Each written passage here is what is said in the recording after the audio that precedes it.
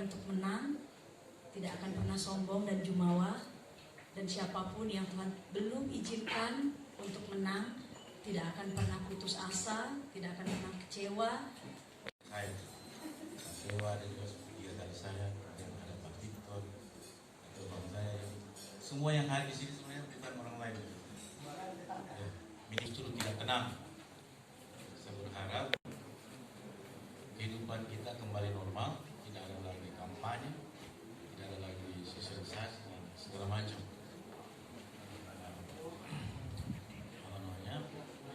Masa ini betul-betul kita membantu evaluasi. Kita data semua ada itu. Kita sudah lakukan semuanya. Sudah kampanye, sudah sosialisasi, sudah ketemu tetangga, ketemu bukan tetangga. Nantinya adalah pemimpin kita semua. Dan kami di KPU Toraja menggaransi diri kami bahwa kami netral, kami independen, meskipun semuanya dalam progres. Selalu penyelenggara itu jadi sasaran dalam kalau misalnya sudah ada jalan. Tapi kadang-kadang juga kalau sudah menang sudah lupa juga dengan penyelenggara. Tapi itulah risikonya, tidak masalah. Yang penting bagi kami adalah pilkada ini berjalan dengan aman dan lancar. Dari Tanah Toraja, ini kesempatan ini penting bagi saya. Sisa 5 hari lagi kita masuk dalam pencoblosan. Ingatkan kepada pemilih, kepada pemilitan, bahwa di TPS, kalau ke TPS nantinya ada yang baru ini, ada 5 hal yang baru. Mereka harus pakai masker. Saksinya tolong bawa pulpen sendiri. Di TPS juga nantinya itu akan ada pos tangan diberi ke semua pemilih. Ada juga tempat cuci tangan, ada termogan. Nah, ada juga bilik khusus bagi mereka yang suhunya di atas 30 derajat. Ada bilik khususnya. Jangan sampai nanti kalau ada yang 37 derajat panik semua di TPS. Ada tempat khususnya. Ada perawat yang menangani. Jangan khawatir ke TPS. TPS ini kami jamin sehat. Kami pun penyelenggara. Saya ini sudah swab kemarin, hasilnya negatif. Jadi jangan khawatir bergaul dengan saya. Saya bersih. Nah, ini ada kemudian soal ada yang meributkan kemarin soal KTP elektronik. Ini di sini saya sampaikan bahwa kalau dia tidak terdaftar dalam DPT, boleh menggunakan e-KTP atau keterangan, surat keterangan bahwa yang bersangkutan sudah perekaman yang ditandatangani oleh Dinas Kependudukan dan Catatan Sipil. Jadi kalau tidak ada DPT jangan khawatir, masih ada masih bisa ke TPS. Nah, ini jangan terjebak kita ini. Kadang-kadang orang kampung ini salah pengertian. Jadi tolong didengarkan saya baik-baik. Ini ada namanya surat panggilan atau pemberitahuan. Sudah bukan undangan namanya. Dulu masih undangan, surat undangan. Nah, biasanya orang kalau tidak dapat undangan, dia bilang tidak usah kita ke TPS karena kita tidak dapat undangan. Sekarang yang namanya sekarang adalah surat pemberitahuan. Jadi diberitahukan atau tidak diberitahukan harus dia ke TPS. Nah, di surat pemberitahuan itu ada jam, ini supaya jangan terjebak. Ada yang datang jam 7, di pemberitahuan itu ditulis nanti saya ini giliran memilih jam 7. Atau ada yang jam 8, atau ada yang jam 9. Kadang-kadang orang di kampung itu begitu lewat nih jam 9, kalau di situ tertulis jam 9, misalnya jam 11 atau jam 10 dah.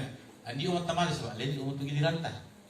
Tolong disampaikan kepada pemilih, jam berapapun mereka datang akan dilayani selama TPS masih dibuka. Dari jam 7 sampai jam 1 siang. Kemudian yang tidak terdaftar dalam DPT yang menggunakan e-KTP atau suket itu akan dilayani jam 12 siang. Jadi ingat itu, sampaikan kepada pemilih. Ini yang paling penting. Saya kira itu yang bisa saya sampaikan. Pak Kapolres Ketua Kabupaten atas waktu yang diberikan. Sekian, Tuhan berkati. Tadi kami mohon supaya apa yang disampaikan tadi itu dilanjutkan kepada seluruh penyelenggara di tingkat KPPS. Di sini muncul persoalan, Pak. Ketika tingkat atas memahami aturan, tetapi tingkat bawah tidak pemahaman dengan tingkat KPPS, di situ muncul persoalan, Pak. Nah, ini yang harus dijelaskan ke Bapak.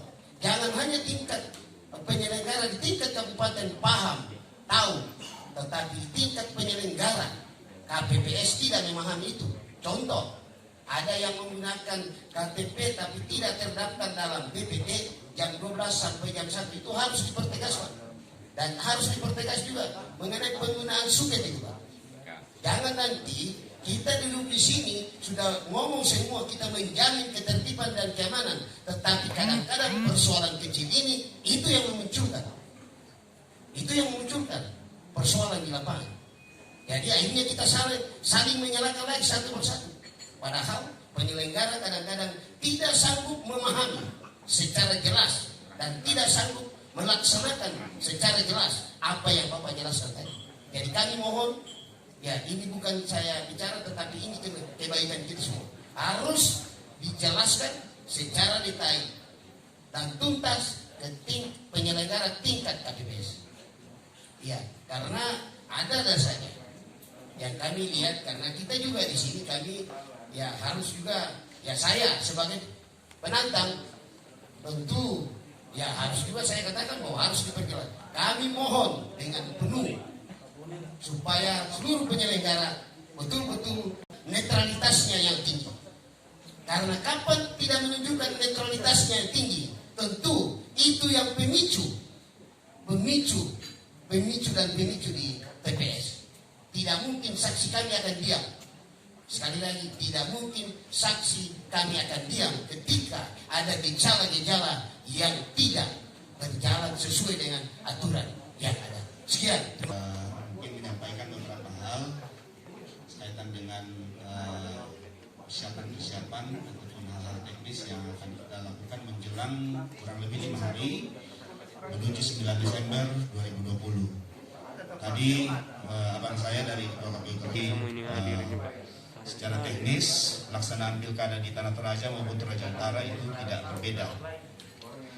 Iya, saya dahului dengan komitmen kami selaku penyelenggara pemilu di Kabupaten Toraja Utara.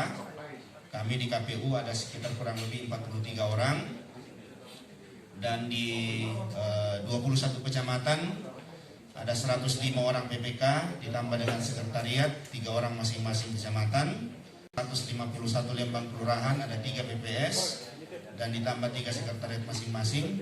Dan di KPPS ada 546 TPS Toraja Utara, ada 7 KPPS masing-masing TPS, dan ditambah petugas ketertiban atau PAM TPS 2 orang, sejumlah 546 orang.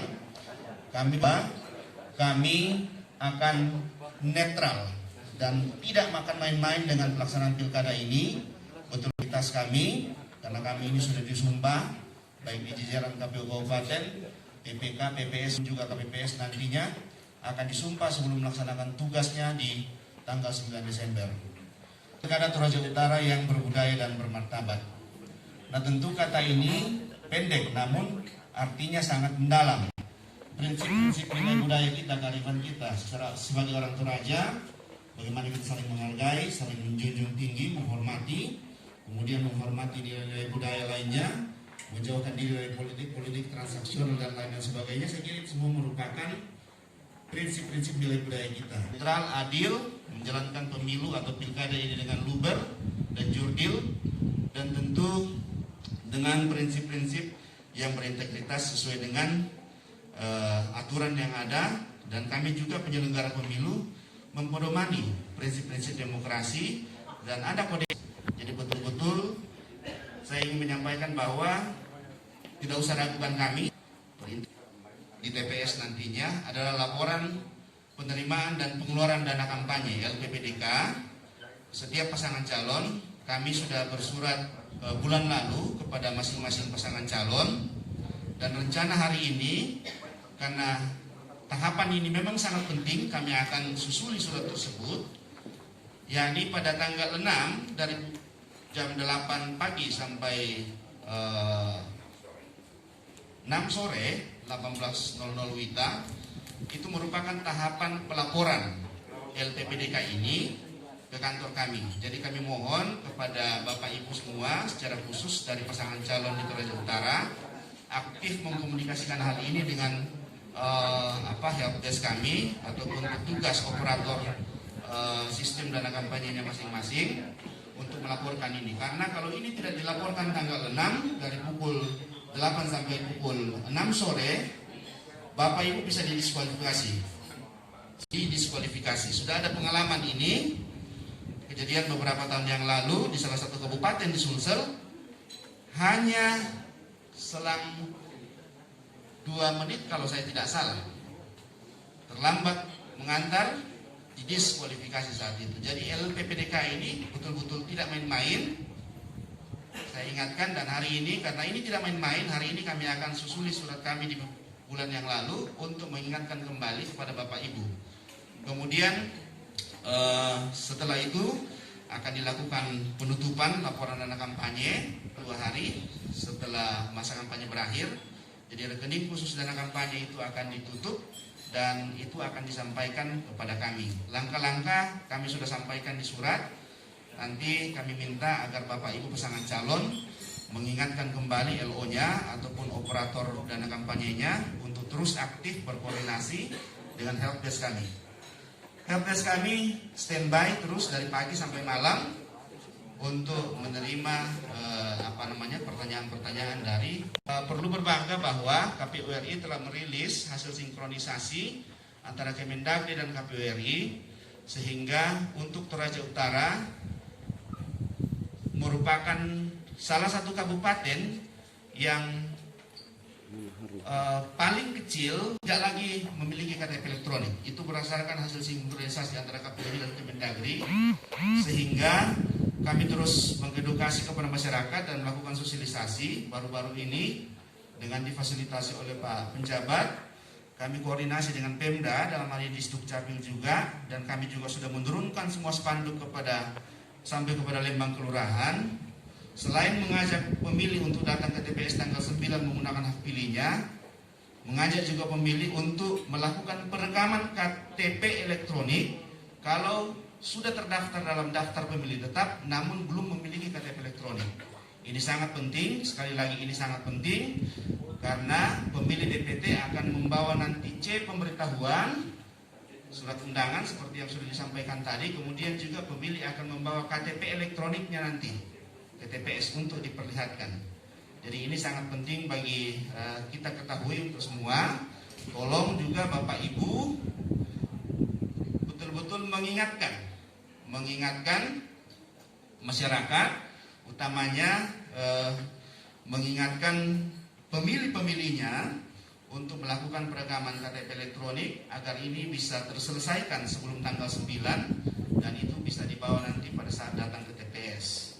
Ada pasangan calon agar dalam menempatkan saksinya, saksi-saksi ini tidak menggunakan simbol-simbol pasangan calon seperti baju kaos ataupun masker nantinya.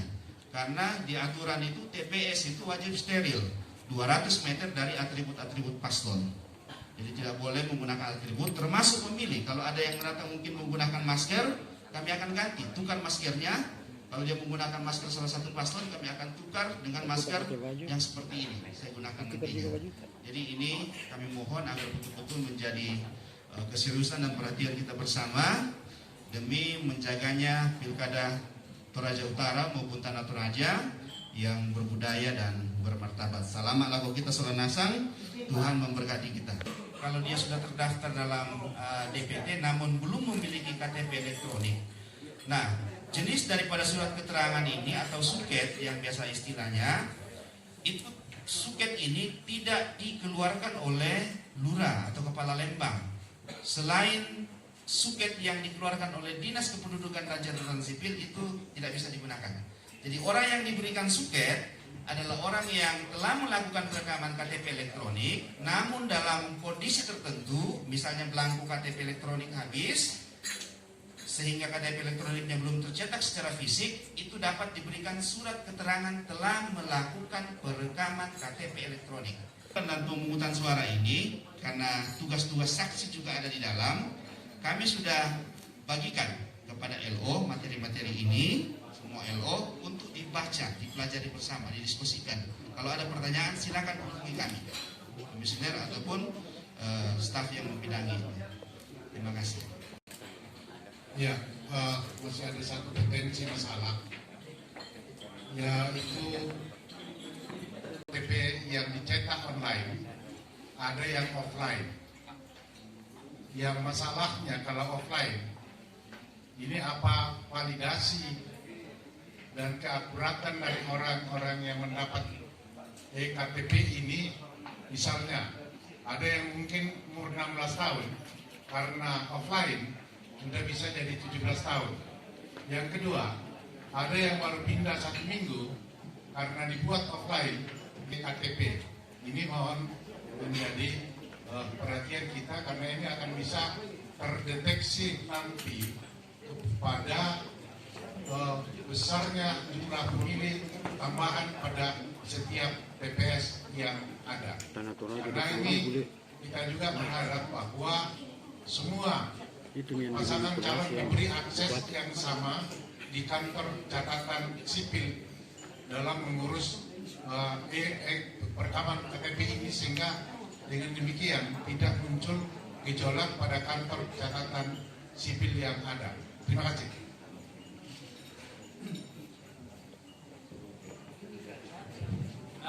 Mungkin saya bisa tambah, itu ada di semua TPS, saya yakin ini tidak persoalan. Tapi Pak Bonifred ini hanya satu. Apakah pemahaman di setiap pelaksana di tingkat-tingkat TPS itu bisa memahami itu? Itu satu, Pak. Yang kedua, siapa yang bisa memvalidasi suket itu bahwa itu memang valid dan sudah memang betul itu? Contoh, ada di sarung paling ujung sana. Kalaupun itu dipersoalkan, berarti orang itu tidak bisa memilih kalau kita pertanyakan, karena dia harus cek apakah ini valid atau tidak, sudah direkam atau tidak. Ini persoalan, Pak. Jadi mohon ini kita lihat, karena ini potensi, karena tadi konteks kita adalah bagaimana pemilih ini bisa damai. Itu apa namanya? Itu konsen kita semua. Yang kedua, untuk Bawaslu mungkin ini kita bisa katakan sederhana tapi sulit. Banyak sekali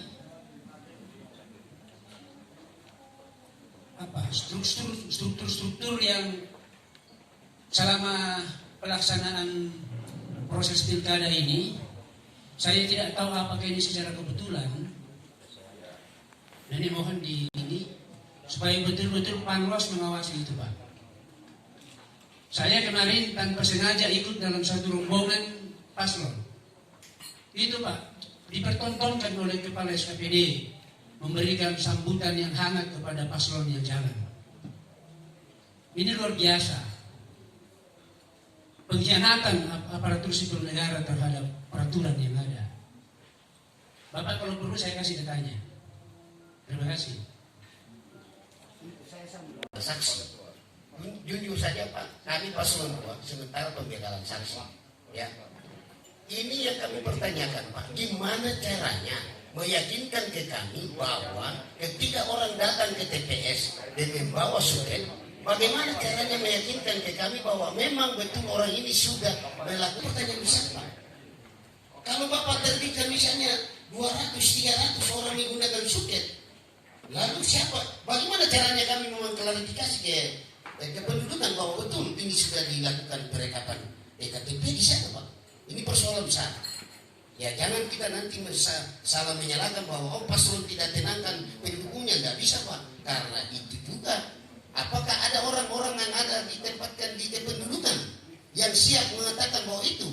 Ya, apa yang disampaikan oleh paslon nomor 3 tadi itu jujur Pak. Ya jujur, ada oknum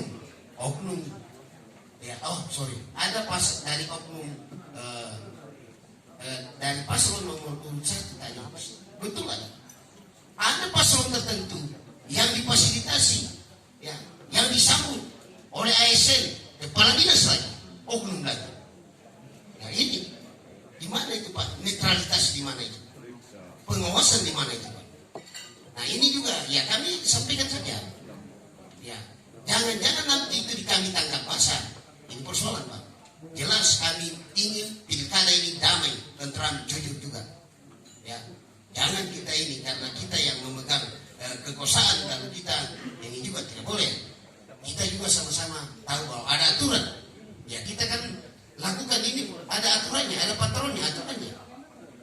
Jadi oleh karena itu yang kami mohon ini penjelasan secara detail, karena kami lagi pembekalan saksi supaya nanti kami akan, ini Pak PJS Bupati Toraja Utara yang terhormat, kami akan tempatkan dengan penjelasan Bapak Ketua KPU, kami akan tempatkan saksi kami, tim kami di kantor kependudukan nanti untuk betul memvalidasi, bukan perekapan. Terima kasih. Lanjutkan Pak. Saya mau lanjutkan. Ini mohon izin Pak PLT Bupati Toraja Utara. Saya mau tanyakan bahwa apakah betul selama kepemimpinan Bapak sebagai PJS ada SKPD yang ditugaskan untuk melaksanakan tugas pada hari Minggu. Di hari Minggu di satu tempat. Saya punya data Pak. Terima kasih. Hari Minggu dia bekerja. Supaya kita buka ini, supaya transparan kita. Saya punya datanya itu Pak. Dia melakukan pekerjaan koordinasi dengan beberapa kepala Lembang di Lembang Rupiah, Kecamatan Riningalo.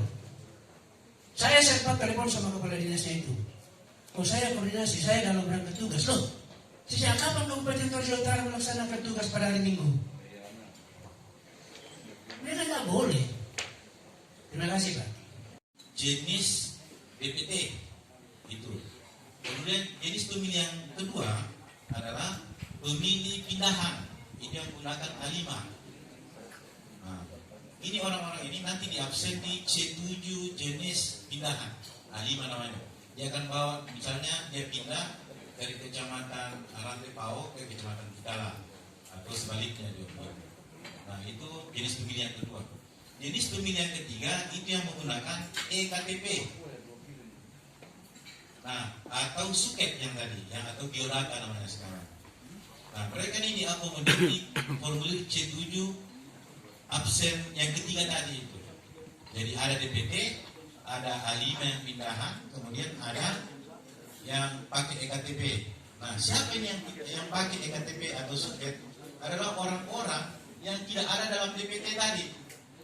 Nah, pemilih yang ada di DPT itu diumumkan nanti, dipajang nanti di TPS. Nama-nama pemilih di TPS itu dipajang nanti. Nah, cara mengeceknya, tolong kasih saksikan.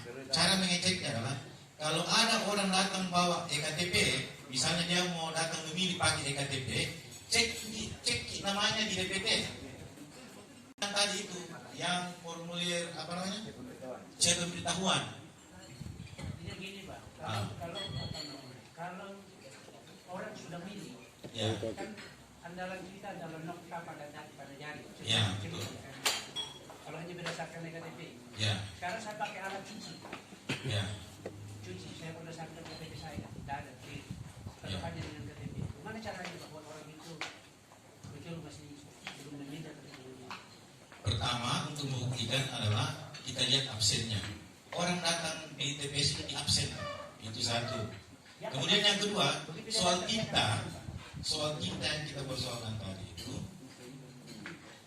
Jadi kita juga sudah pengalaman semua soal tinta itu. Itu berapa lama dia lengket? Berhari-hari itu lengket di di jari. Kemudian untuk memeriksa itu apakah ada atau tidak, makanya itu yang petugas kalau tidak salah KPPS 4 itu harus memeriksa itu, harus memeriksa jarinya. Ini pidana dan itu sekira berat sanksinya. Dan pasti ada saja, namanya politik ya, pasti ada saja yang akan melakukan ini. Yang jelas adalah banyak yang mempertanyakan soal bagaimana dengan sisa surat suara. Nah, ini yang saya menjelaskan soal kita. Kalau dia 400 DPT, berarti yang ada di TPS itu ada sekitar kalau 2,5% berapa? 10. Jadi 410 surat suara yang ada di TPS. Nah, Kalau misalnya yang datang jumlah DPT itu 200 orang, berarti yang absen C7 itu ada 200. Kalau misalnya ada yang bawa KTP, menggunakan KTP, daftar pemilih tambahan namanya itu 10 orang, berarti ada 210. Kalau ada yang menggunakan surat pindahan A5 ini ada membawa 5, berarti 215 yang menggunakan. Nah, ini saksi harus pastikan. Ini saksi harus pastikan supaya jelas. Kalau dia tadi ada 410 surat suara yang di TPS, terus tadi ini ada 215, berarti 410 dikurang 215. Itulah sisa surat suara. Nah, kalau sudah ketahuan sisa surat suara, baru kasih keluar itu surat suara yang ada di kotak. Hitung. Kalau berbeda itu Pak, berarti ada yang salah. Kalau berbeda itu ada yang salah. Tapi jarang-jarang yang berbeda begini. Jarang-jarang. Dan ada yang mengkhawatirkan bahwa nanti kalau misalnya habis surat suara, orang semua pakai EKTP. Habis surat suara. Sepanjang pengetahuan saya Pak, dari 2014 saya jadi penyelenggara, belum pernah ada TPS 100%. Itu di Tanah Toraja itu ya. Tidak tahu kalau di sini. Belum pernah ada itu sejarahnya. Saya kira itu Pak, kalau ada yang bertanyakan silakan supaya sekalian ini supaya jelas.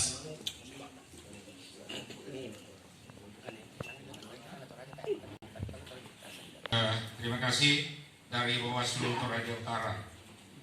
Kami dari Bawaslu Toraja Utara menyampaikan kepada kita semua, khususnya pasangan calon dari Toraja Utara, memberikan garansi kepada Bapak Ibu, disampaikan masukan kepada kami. Kami sampaikan hari ini. Hari ini kami sementara di setiap kecamatan sudah 2 kali melakukan bimtek terhadap pengawas TPS. Ada 1 orang pengawas kami di TPS itu akan bertugas. Dia mulai bertugas pada saat penyaluran C pemberitahuan. Ya, kami ingatkan kepada mereka ketika penyaluran C dan membuktikan bahwa yang bersangkutan sudah mendapat C pemberitahuan atau belum. Kemudian yang berikut, kalau misalnya C pemberitahuan itu harus diambil kembali, dibawa kembali oleh KPPS untuk diserahkan. Kemudian yang berikut, kami yakin pemilu di Bawaslu terbuka. Kami terbuka, di Bawaslu ada namanya temuan dan laporan. Dan itu dua-duanya kami proses. Kami sampaikan di tempat ini, sekarang Bawaslu Toraja Utara sudah ada beberapa oknum ASN yang kami sampaikan limpahkan ke KSN. Ya, karena Bawaslu bukan Bawaslu yang menentukan salah tidaknya, itu hanya proses, kami teruskan ke sana. Itu. Jadi terkait dengan ini tinggal besok kampanye. Kami ingatkan masa tenang adalah masa tenang, lekat calon. Ya, itu kami garis bawahi. Tolong bedakan pelaksanaan tugas dinas sebagai bupati dan wakil bupati, pelaksanaan tugas melaksanakan dalam keadaan berkampanye. Ya, tapi silakan koordinasi di poskonya masing-masing. Apa yang persiapan itu? Untuk kegiatan kampanye sekali-kali jangan ya. Boleh. Di apa? Ini kan intern di posko itu bukan kampanye ya. Konsolidasi tim atau apa namanya. Tapi jangan di tongkonan atau di mana. Di sekretariat partai politik. Kemudian nanti tanggal 6 itu ya. Tanggal 5 jam 12 malam dan jam 1 tanggal 6. Semua alat peraga kampanye baik di posko induk di mana yang ada foto-foto mie harus bersih. Bisa menjadi sebuah potensi. Dari kami Bawaslu, kami sudah memetakan juga. Jadi kami mau menyampaikan kepada pasangan calon seperti yang sudah disinggung juga oleh tadi Ketua KPU Tanah Toraja, bahwa ya potensi-potensi itu bisa muncul nantinya. Penggunaan KTP elektronik sudah menggunakan di Ini hak pilihmu. Kasih masuk nicknya ke dalam, dia yang terdaftar di kecamatan lain, di PT lain, tetapi karena dia punya KTP di tempat lain, dia menggunakan itu. Ini kami sudah antisipasi di PTPS. Kalau ada seperti itu, cepat masukkan nicknya ke dalam hak pilihmu. Jangan sampai orang ini sudah terdaftar di DPT lain, dia sudah gunakan hak pilihnya. Dia pergi cuci tangan, bersih, dia gunakan di TPS, sudah mengantisipasi hal itu Pak. Tetapi ya namanya mungkin saja karena banyak orang dan sebagainya, kita saling membantu. Masyarakat, kami sudah sosialisasi juga kepada masyarakat bahwa tolong hal-hal seperti ini kita akan jaga. Kita jaga, kalau ada ketemu orang seperti itu bisa ini. Kami sudah sampaikan sanksinya, ya. Hak pilihmu itu ya. Hak lindungi hak pilihmu. Apa websitenya lagi itu saya? www.lindungihakpilihmu. Kasih masuk atau masukkan nicknya di dalam itu. Itu akan muncul daftar pemilih tetap sampai jam 12 di DPT lain, di tempat TPS lain. Tetapi karena ada KTP-nya yang berbeda di kecamatan lain atau di TPS lain, dia bisa gunakan. Ini sama-sama kita menjaga ini ya, menjaga konstitusi kita. Yang kedua, mohon izin Pak Kapolres, Pak Kajari, dan semua yang hadir hari ini, khususnya khusus bagi kita dalam sentra Gakumdu, bahwa kami menyampaikan kerjasama kami dengan Gakumdu, kepolisian dan kejaksaan.